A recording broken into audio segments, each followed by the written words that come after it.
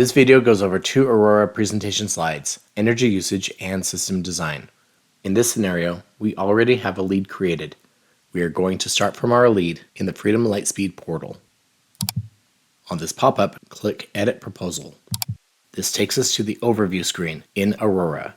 From here, we can get to the first slide through the drop-down menu and choose energy usage, or go through the next slide button that is labeled Start Proposal. If you have already entered the energy usage in the Lightspeed lead before you start a proposal, you will start on the energy usage overview page. If you don't have energy usage filled out, you will start on this Add Energy Usage page. Clicking Add Energy Usage. On the top left of this screen, you have a few options for entering energy usage. It is best to use this 12 months of data option, even if you don't have all the bills. With this selected option, the values you enter here are in kilowatt hours. If you only have a few months of data, the tool will estimate what has been used for the other months. If you have all the data, enter all the data. Accurate data means faster installs and fewer issues from the AHJ.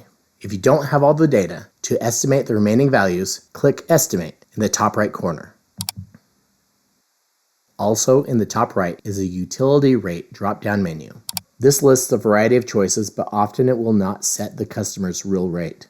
The best way to get the right rate is to manually enter a rate. You can type in the customer rate in this field, clicking Enter. If you don't choose the correct drop-down option or don't enter a manual rate, the energy usage slide will be wrong. After you enter the utility rate, click Estimate, and then click Done in the top right corner. This takes you to the energy usage overview page.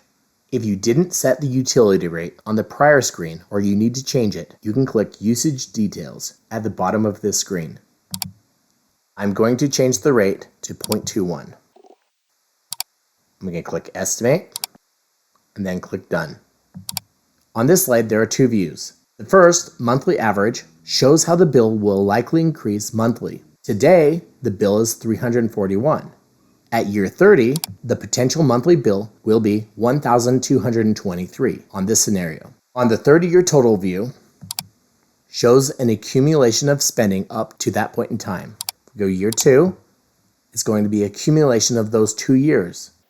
At year 30, you can see that the customer will spend an estimated $249,000 at the end of the 30 years if they do nothing and don't go solar. The next presentation slide to review is System Design. Let's click the Next Slide button in the top right corner. Before you get to a customer's home, my suggestion, at minimum, is go through this roof design page so that you don't have to wait for the page to load, and so that if the roof design AI has problems, that you have time to request help. Let's click Run Now. There are a few controls you will want to know about on this page. This Home Plus icon is where you can request an expert model in cases where the AI messes up or does not detect the roof structure. In most cases, this is not needed, but if needed, you can request an expert model. The next control on this page we are going to go over is the panel placement tool. The icon looks like a solar array. Select the panel placement tool, select the panel type. You can change the orientation of the panel, then click Place.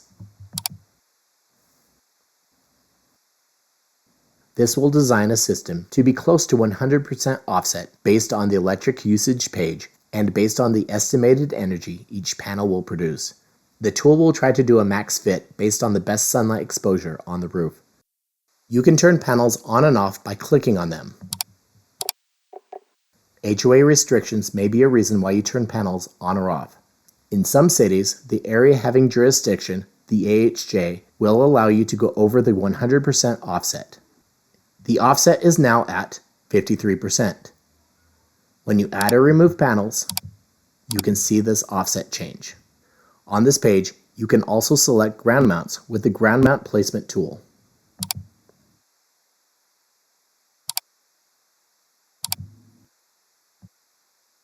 The 3D button is a good way to help show how solar will look on the home. The next tool to review on this page is the Layers button in the bottom left-hand corner. Irradiance shows the estimated sunlight a plane receives. You can see how tree shading affects productivity. You can also see which planes are not great for solar. LiDAR shows sun and shading.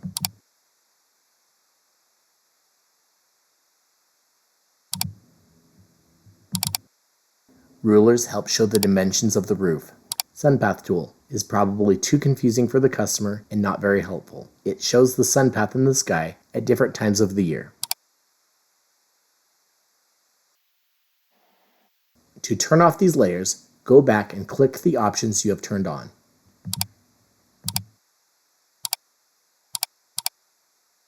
To save the roof design, you have to click Finalize in the top right corner. If you don't click Finalize, it will not save. That is all you really need to know to get started on the energy usage and roof design pages. The next video will go over financing. This will include the financing slide, the bill overview slide, adders, and the net price per watt.